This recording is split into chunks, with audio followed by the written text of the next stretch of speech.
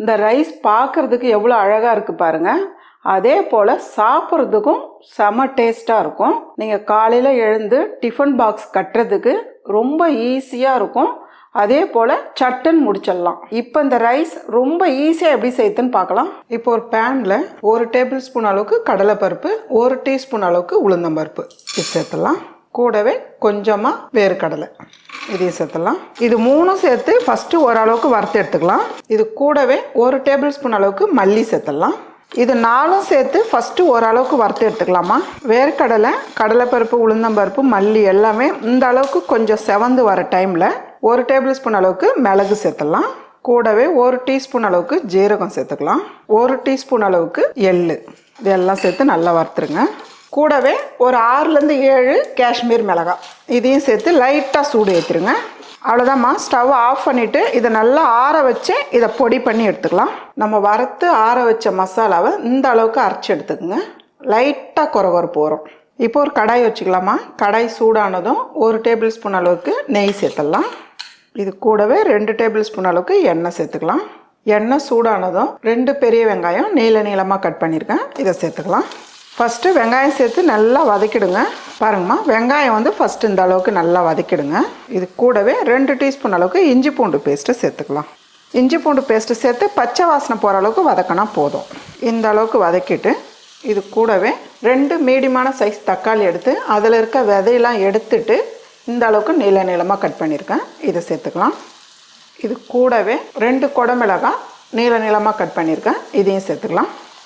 இது 2 சேர்த்து ரொம்ப வதங்க வேண்டியதில்லை, ஓரளவுக்கு வதங்கினா போதும். குடமிளகாயோட கலர் மாறக்கூடாது. அதே போல் தக்காளியோட கலரும் அப்படி இருக்கட்டும். பாருங்கம்மா, இந்த அளவுக்கு வதங்கினா போதும். குடமிளகாய் சேர்த்து அதாவது 1 நிமிஷத்துலேருந்து ஒரு 1.5 நிமிஷம் வரலாம், அவ்வளோதான். இப்போ இது கூடவே கொஞ்சமாக ஒரு 2-3 சிட்டிக்கு அளவு மஞ்சத்தூள் சேர்த்துக்கலாம். நம்ம அரைச்சி வச்சுருக்க மசாலா.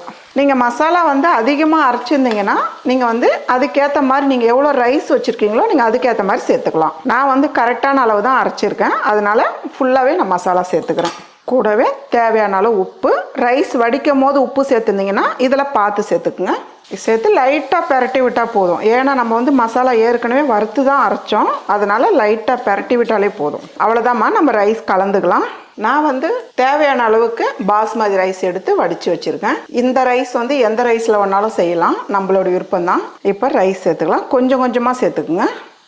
இது மேலவே பொடியை நறுக்குன கொத்தமல்லியும் சேர்த்துடலாம். சேர்த்துட்டு அப்படியே கலந்து விடுங்க. ரைஸ் வடிக்கும் போதே கொஞ்சம் எக்ஸ்ட்ரா வடித்து வச்சுக்கோங்க. உங்களுக்கு மசாலா அதிகமாக இருந்ததுன்னா டக்குன்னு நம்ம ரைஸ் சேர்த்துக்கலாம். பாருங்கள், மசாலா கொஞ்சம் கூடுதலாக இருக்குது. நான் இருக்கிற ரைஸு எல்லாத்தையும் சேர்த்துட்றேன். நல்லா மிக்ஸ் பண்ணி விடுங்க. இந்த டைமில் நீங்கள் உப்பு பார்த்துக்குங்க. உப்பு சப்போஸ் கம்மியாக இருந்ததுன்னா நீங்கள் இந்த டைமில் சேர்த்துக்கலாம். மேலவே 1 டீஸ்பூன் அளவுக்கு நெய் சேர்த்துடலாம்.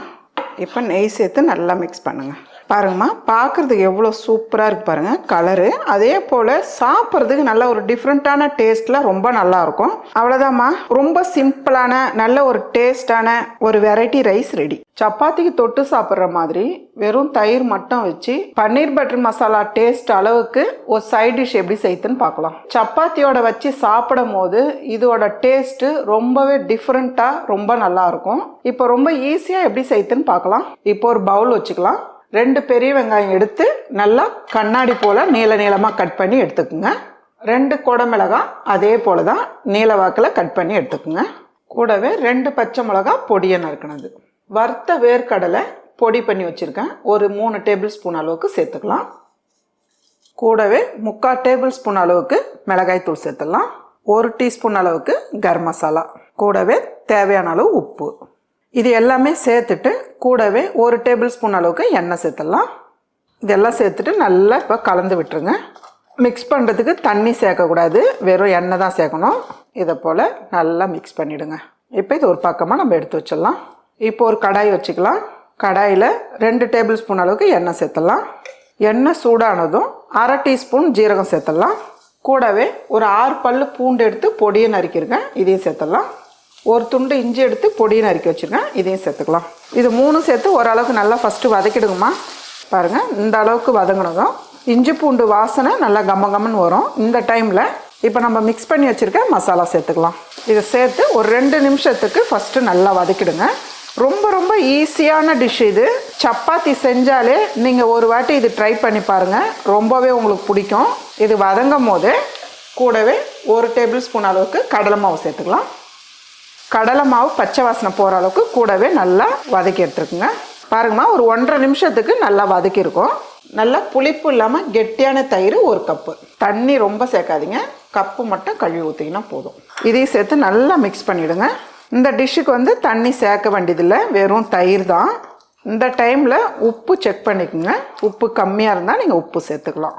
நல்லா ஒரு 2லேருந்து 3 நிமிஷத்துக்கு விட்டாலே போதும். ஏன்னா குடமிளகான்றதுனால சீக்கிரமாக வதங்கிடும். இந்த கலர் வந்து நமக்கு அப்படியே இருக்கணும். அதே போல் மூடியே வைக்காதீங்க. பாருங்கம்மா, ஒரு 3 நிமிஷம் கலந்து விட்டுட்டே இருந்தேன். கலர் பாருங்கள், சூப்பராக இருக்கு பாருங்கள் பார்க்குறதுக்கு. அதே போல் சாப்பிட்றதுக்கும் செம்ம டேஸ்ட்டாக இருக்கும். ரொம்ப சிம்பிளான டிஷ் இது. கூடவே பொடியை நறுக்குன்னு கொத்தமல்லி நல்லா தாராளமாகவே சேர்த்துக்குங்க. அவ்வளோதான், சப்பாத்திக்கு வச்சு சாப்பிட்ற மாதிரி ஒரு சூப்பரான நல்ல ஒரு டிஃப்ரெண்ட்டான சைட் டிஷ் ரெடி.